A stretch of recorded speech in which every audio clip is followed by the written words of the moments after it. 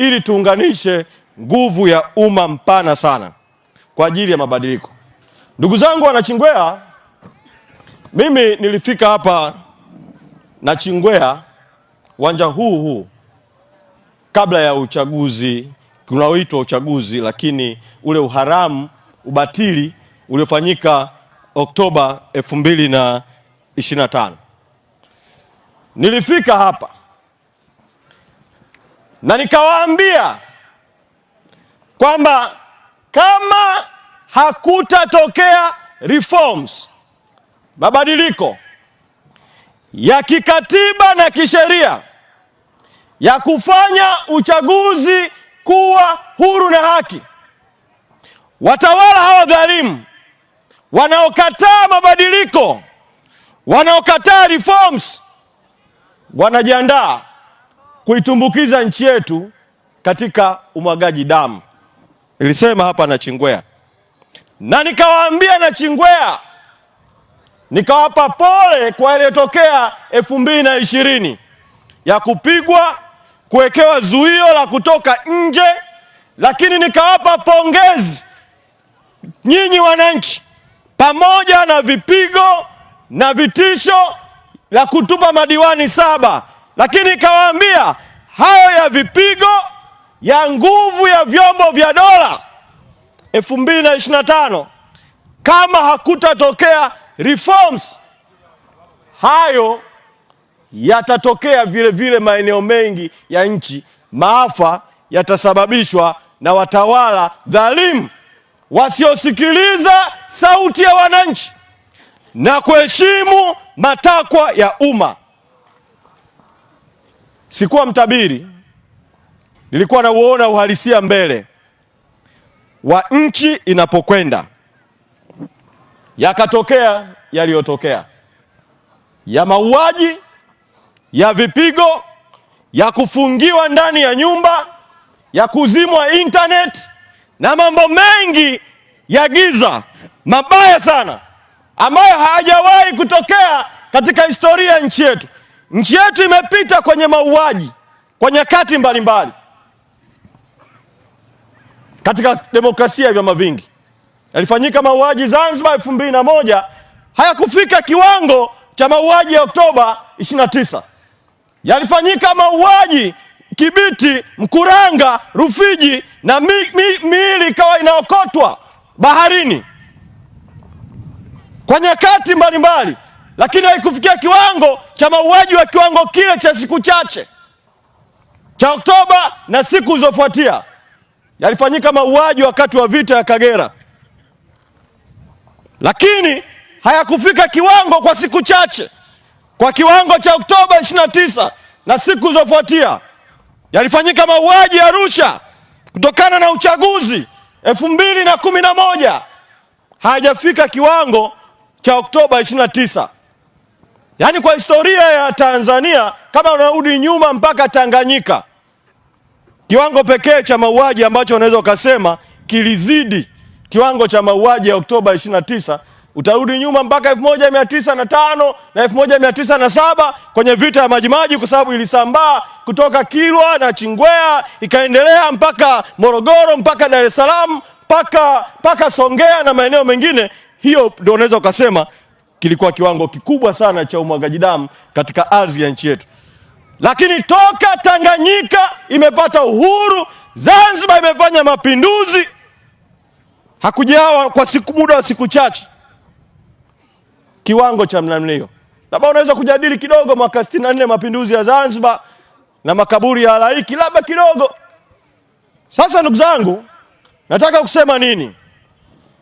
Hakuna dhambi kubwa kwa serikali ambayo inaapa kwa katiba kulinda haki kuu katika nchi, haki ya kuishi, kama serikali kuua raia wake. Hakuna dhambi kubwa kama hiyo. Dhambi hiyo ni kubwa mbele ya Mungu, kwa sababu damu ya mtu asiyekuwa na hatia inalia. Lakini dhambi hiyo ni kubwa vile vile hata kibinadamu kwa watu. Sasa CCM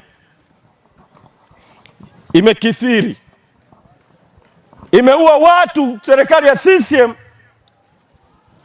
kama matendo ya serikali ya Mjerumani wakati wa vita ya Majimaji, matendo ya kuwinda hivi raia kama unawinda tembo.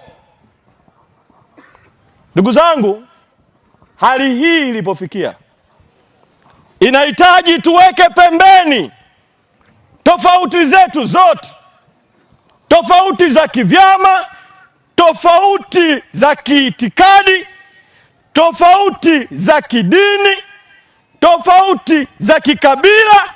Tuseme imetosha kuuawa, hatutaki tena kuuawa. Na ndugu zangu, ripoti ya tume ya Jaji Chande, pamoja na ubovu wake, pamoja na uozo wake, imekiri kwamba watu 518 wameuawa, alafu ikasema wengi ambao wamepotea wajulikani wako wapi mpaka leo. Tutabishana kuhusu namba, kwa sababu tunajua kwamba hiyo takwimu ni ndogo. Yaani serikali inayosema uongo ikikiri kwamba watu 518 wamekufa, yani unabidi uongeze sifuri mwishoni.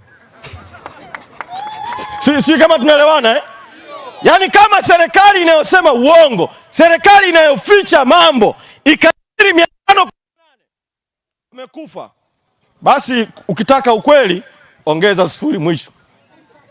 Si kama tumeelewana Sasa tume ya Chande, pamoja na ubovu wa ripoti yake, ikasema kuna vyanzo vya hayo matukio walichokita vurugu na mauaji. Alafu ikasema kuna vichocheo. Kwenye vyanzo ikasema chanzo kimojawapo kilichosababisha mauaji ni wananchi walikuwa wanadai katiba mpya. Alafu ikasema chanzo kingine kilichosababisha mauaji ni wananchi walikuwa wanataka uchaguzi huru na haki. Ikasema chanzo kingine kilichosababisha mauaji ni viongozi kutokuwajibika kwa watu. Ikasema chanzo kingine kilichosababisha mauaji ni matatizo ya muda mrefu ya kijamii, ukosefu wa ajira kwa vijana, umasikini wa watu, migogoro katika ardhi na rasilimali, na tuhuma ya masuala ya ufisadi. Ikasema hivyo ni vyanzo. Alafu ikaviacha vyanzo pale pembeni, ikavitaja, ikaviacha pale. Alafu ikasema kuna vichocheo. Ikasema sasa vichocheo, kuna no reforms no election, kuna Oktoba tunatoka, kuna Oktoba tunatiki na vitu vya namna hiyo. Alafu vichocheo vingine kama kauli ya nywinywinywi wakaacha. Si kama tunaelewana Lakini sasa kuna kitu kinaitwa chanzo, alafu kuna kitu kinaitwa kichocheo. Kinachotangulia ni chanzo, alafu kuna jambo linachochea kile chanzo, si ndio? Sasa ukitaka kushughulika na aliyesababisha tatizo, unashughulika na kichocheo au unashughulika na chanzo? Unashughulika na nini? Sasa chanzo cha kukwamisha katiba mpya ni nani? Si wao, si ndio? Na walianza hili siku nyingi. Mwaka 91 wakati dunia kuna wimbi la kuingia kwenye mfumo wa vyama vingi. Kule Ujerumani kule kwa na mabadiliko ya kisiasa makubwa, Urusi kule kwa na mabadiliko makubwa, na nchi nyingine za Ulaya Mashariki kukawa na wimbi la mfumo wa vyama vingi kurejea Afrika. Na ndani ya Afrika yenyewe ikiwemo Tanzania kukawa na watu wanataka mfumo wa vyama vingi. Kukaundwa tume maarufu wakati huo ikaitwa Tume ya Nyalali. Ikakusanya maoni.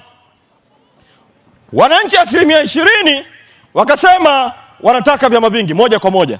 80% Wakasema chama kimoja kwa sababu waliishi chama kimoja toka mwaka 65, lakini wakapendekeza mabadiliko makubwa katika nchi ambayo hayawezi kutokea bila kuandika katiba mpya, na wakataka katiba mpya na wakataka mabadiliko makubwa. Kwa hiyo tume ya Nyalali ikawaunganisha wote, ikasema walio wengi wametaka katiba mpya na wametaka mabadiliko ya kuingia kwenye mfumo wa vyama vingi.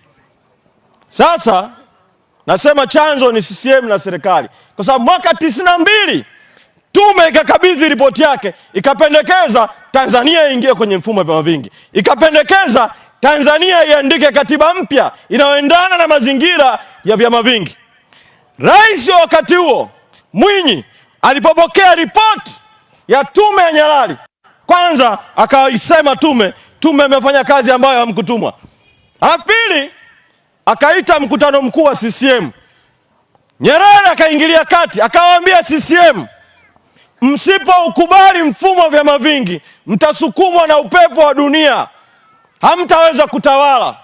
Mkutano mkuu wa CCM ukaamua kwa shingo upande kuingiza kwenye katiba vyama vingi, lakini wakabakiza katiba ile ile ya mwaka 77. Alafu kwenye swala la kuandika katiba mpya, CCM ikapitisha azimio la mkutano mkuu kwamba hawataki katiba mpya. Alafu bunge likatumwa sasa likairekebisha katiba kuingiza tu maneno vyama vingi. Kwa hiyo CCM na serikali yake ni chanzo toka mwaka 92 kuingiza nchi katika maafa, ikiwemo ya Zanzibar, ikiwemo haya yaliyotokea zaidi Tanganyika mwaka 2025. Sasa jambo hili likaendelea, likawa tatizo. Kila uchaguzi kuna tatizo Zanzibar, kuna tatizo Tanganyika kwa nyakati mbalimbali. Baadaye hoja ya katiba ikaibuka tena kwa nguvu sana, hoja ambayo ilikuwa ni ya muda mrefu sana. Mwaka 2010 ikaongezeka kasi zaidi. Mwaka 2011 baada ya maandamano na mauaji ya watu, rais wa wakati huo Kikwete akakubali kwamba nchi ianze mchakato wa katiba mpya. Mchakato ukaanza, akaiunda tume ya Warioba, ikapita ikakusanya maoni mpaka hapa na Chingwea. Wananchi mnataka katiba ya namna gani? Watu mkatoa maoni. Tume ikaandika rasimu ya kwanza, ikampelekea Rais Kikwete. Tume ikaruhusiwa ilete hiyo rasimu kwenye mabaraza ya katiba. Kila wilaya kufanyika mabaraza ya katiba. Wananchi mkatoa maoni kupitia kwa wawakilishi waliochaguliwa kwenye vijiji, wakaingia kwenye baraza, kwenye kata, wakaiunga mkono rasimu ya kwanza. Ikatoka rasimu ya pili ya muundo wa muungano wa shirikisho la serikali tatu, na ikaungwa mkono. Rasimu ikapunguza madaraka ya rais, ikapendekeza muundo mbadala wa tume ya uchaguzi, ikapendekeza muundo mbadala kwenye mahakama utakaoongeza uhuru kiwango fulani kwenye mahakama. Ikatoka rasimu ya Warioba. Sasa kukaitwa bunge maalum la katiba. Mimi wakati huo nilikuwa mbunge wa Ubungo. Wakati sheria hiyo inakuja bungeni, tukaipinga, tukasema hii itakwamisha mchakato wa katiba.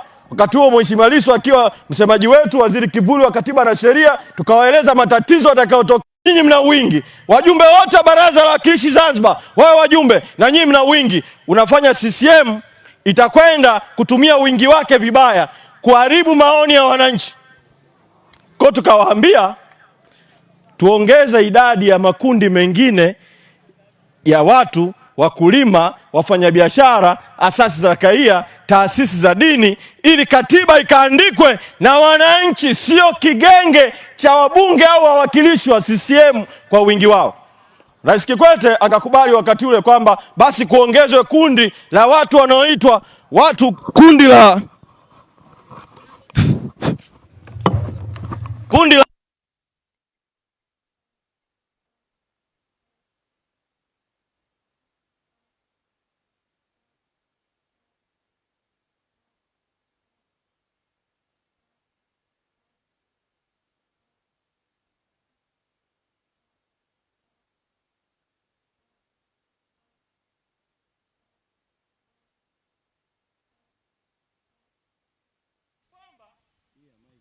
wale wajumbe 201 wanawakilisha wakulima, wanawakilisha wafanyabiashara, wanawakilisha wanafunzi wa vyuo vikuu, wanawakilisha viongozi wa dini wa Kiislamu na Kikristo, wanawakilisha makundi yote muhimu katika jamii, wakulima, wafanyabiashara, watu wa madini, wachimbaji, makundi yote hayo. Sheria ikawa na kifungu kinasema makundi yakipendekeza majina yatampelekea rais ndo atatangaza. Kumbe ule ulikuwa ni mtego. Rais alipopelekewa majina, badala ya kupitisha majina ya makundi kama yalivyowasilishwa, rais akatumia mfumo wake kuanza kujua msimamo wa kila mmoja. Alafu akawateua watu wa makundi ambao kwa nje wanaonekana kama watu wa makundi kwenye jamii, lakini kumbe ni makada wa CCM. Ndio ile kwenye bunge maalum akateuliwa marehemu Kingunge Ngombale Mwiru ambaye alikuwa kuwa waziri wa CCM, katibu mwenezi wa CCM, eti akateuliwa anawakilisha waganga wa kienyeji ndani ya bunge maalum la katiba. Huyu Dr. Tulia Ackson ambaye baadaye akawa kwa speaker akateuliwa anawakilisha vyuo vikuu. Kwa wakateua watu wa CCM wakaongeza kwa wingi zaidi. Bunge maalum lilipokaribia kwanza, muda wangu ikifika mnipe ishara, tunitaishi hapo ili nisichukue muda wa wengine. Ikiisha nusu saa katika mazungumzo yangu mnikatia hapo. Sasa tukakaa kwenye bunge maalum. Kwanza tukaanza na mgogoro kwenye bunge maalum. Kura hiyo ya wazi au ya siri? Kwa sababu CCM walijua wameshawapa maelekezo watu wao ili wajue kama wametii maelekezo ya chama au la, wakataka kura ya wazi. Pili, ukaja mgogoro, nani atangulie kuhutubia bunge kati ya mwenyekiti wa tume kuwasilisha rasimu na Rais Kikwete kuzindua bunge. Wakapitisha kanuni kwa wingi wao kwamba atangulie mwenyekiti wa tume, alafu rais alitakiwa kufungua bunge kabla halijaanza, ahutubie baada ya mwenyekiti wa tume ili ampinge mwenyekiti wa tume. Na siku chache kabla bunge halijaanza, CCM ikafanya kama ilivyofanya mwaka 92. Kikaitwa kikao cha halmashauri kuu ya CCM Dodoma. CCM wakaijadili rasimu ya Warioba kabla.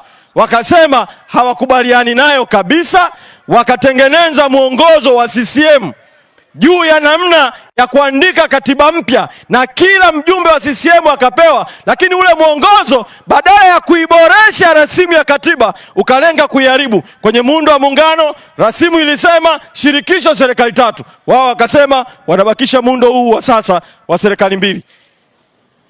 Wananchi mlisema mbunge asipofanya vizuri usisubiri miaka 5 aondolewe, wao wakarudisha tena mbunge akichaguliwa amechaguliwa hawezi kuondolewa mpaka uchaguzi mwingine. Tume ikapendekeza kuwe na tume huru ya uchaguzi, wao wakarudisha muundo kama huwa sasa, wakaubadili kidogo tu lakini wakauharibu. Wakafanya hivyo kwenye maeneo mbalimbali kinyume cha maoni ya wananchi. Wananchi mlisema mawaziri wasio wabunge ili mawaziri wawajibike kwa watu na wabunge wawajibike kwa watu kwa upande wao. Wao wakafuta wakarudisha ile ile. Nyinyi mlisema mbunge lazima awe na kiwango fulani cha elimu na mkapendekeza, wao wakarudisha tena sifa ya kuwa mbunge kujua kusoma na kuandika peke yake. Kwa katika kila eneo wakabadili. Sisi tukatoka wakati ule kwenye bunge maalum na ndio ukazaliwa ukawa umoja wa katiba wananchi. Sasa nani alisababisha mchakato wa katiba ukwame? Ni sisi au CCM? Kwa hiyo nani amesababisha mauaji kwenye swala la katiba? Ni sisi au CCM? CCM, si ndio? Sasa baada ya pale akaingia Magufuli, mchakato ukakwama, akaingia Magufuli. Magufuli alipoingia, Amani rais wa CCM akasema katiba mpya sio kipaumbele kabisa, weka pembeni. Mchakato ukakwama kabisa.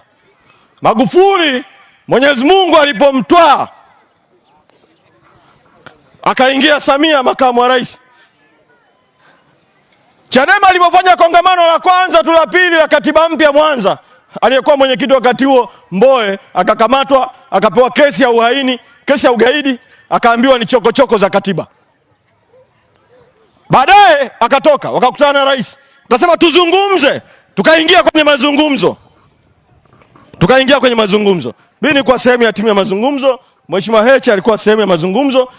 Tukazungumza kwa mwaka mmoja, tunabishana kuhusu mojawapo kubwa likiwa jambo la katiba mpya. baada ya mwezi Mei mwaka 2023, baada ya mwaka mmoja wa kubishana kwenye mazungumzo, CCM wakatujibu kwa maandishi kabisa kwamba swala la katiba mpya haliwezekani mpaka baada ya uchaguzi wa mwaka 2025. Swala la marekebisho hata madogo ya katiba ya kufuata tume huru ya uchaguzi haliwezekani mpaka baada ya mwaka 2025. Maana yake ni nini? Walikuwa wanaandaa mauaji, walikuwa wanaandaa kupora uchaguzi, walikuwa wanaandaa uwizi, si ndio? Kwa hiyo wao ndio chanzo cha vifo vya Watanzania wenzetu, na kwa sababu wao ndio chanzo, tume ya Chande ilipaswa kushughulikia wao, tume ya haki jinai ilipaswa kuwashughulikia wao. Sisi tunapita tu kuelimisha umma na kuamsha umma. Kwa sasa tunawaambia nchi hii kwa sasa vipaumbele ni viwili. Vingapi? Cha kwanza katiba mpya. Wangapi mnakubali kwamba kipaumbele kikuu ni katiba mpya? Wote. Shukrani. Cha pili, Tundu Lissu aachiwe huru, kwa sababu alibambikiziwa kesi akiwa anatetea mabadiliko ya kikatiba kupitia no reform no election. Wangapi wanasema kipaumbele ni Tundu Lissu awe huru? Kwa kunja ngumi kwa heshima ya Tundu Lissu na katiba mpya. Nikisema katiba mpya mnasema free Tundu Lissu. Katiba mpya! Katiba mpya! Katiba mpya!